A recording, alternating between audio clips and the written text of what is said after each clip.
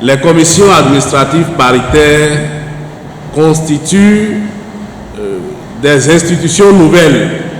Nouvelles parce que c'est le statut général de la fonction publique de 2017 qui a institué en son article 9 les commissions administratives paritaires. Et donc, si vous êtes d'accord avec moi que cette loi est entrée en vigueur en 2017, nous convenons tous que c'est une institution nouvelle. Et l'article 9 dont j'ai parlé tout à l'heure, en son dernier alinéa, a prévu que la composition, l'organisation et le mode de fonctionnement des CAP devraient être précisés par décret.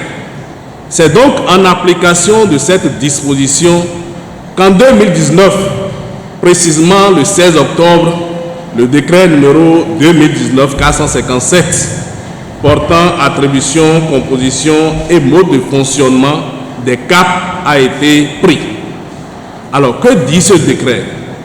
Ce décret dit en son article 11, comme le camarade Amoussou l'a dit tout à l'heure, que la désignation des représentants du personnel au sein des CAP se fait par les syndicats de base les plus représentatifs du secteur. Et que lorsqu'on va dans un secteur ou dans une institution où il n'y a pas du tout de syndicat, c'est l'Assemblée générale du personnel qui désigne les représentants à la CAP.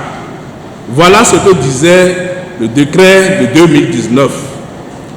En 2019, au moment où ce décret parlait de représentativité, les critères pour que les syndicats de base soient représentatifs n'étaient pas définis. Donc, il était logique de rechercher un mécanisme pour désigner les représentants des travailleurs au sein de ces CAP.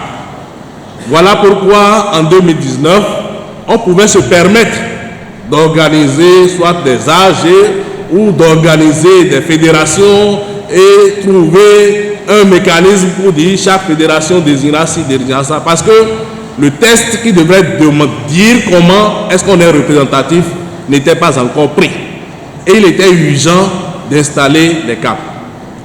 Mais en 2020, à travers le décret numéro 2020-458 portant du 28 septembre 2020 portant différentes formes d'organisation syndicale et critères de leur représentativité, il a été dit à l'article 5, premier alinéa, que pour être représentatif, le syndicat de base doit recueillir 20% des suffrages exprimés aux élections professionnelles sectorielles.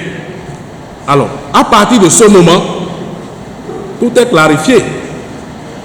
Donc voilà les différentes dispositions qui traitent des commissions administratives paritaires. Et de ce que je viens d'expliquer là, il est clair qu'aujourd'hui, décider de reconduire le schéma de 2019 constitue une pure illégalité, une violation flagrante des tests qui ont été pris et qui régissent et la représentativité et les commissions administratives paritaires. C'est clair. Le gouvernement n'est pas fondé, d'accord, à prendre parti ou à chercher à jouer à la médiation. Pourquoi? Parce qu'on a parlé de commission administrative paritaire.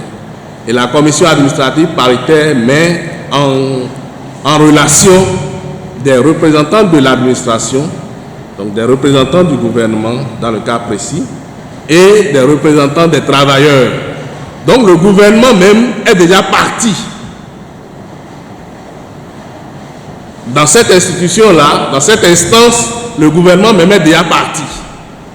Comment vous voulez que quelqu'un qui est parti à un contrat ou à une cause puisse maintenant laisser de côté ce qui l'intéresse pour dire, vous là, qui constituez mes partenaires, voici comment vous devez procéder? Ce n'est pas possible.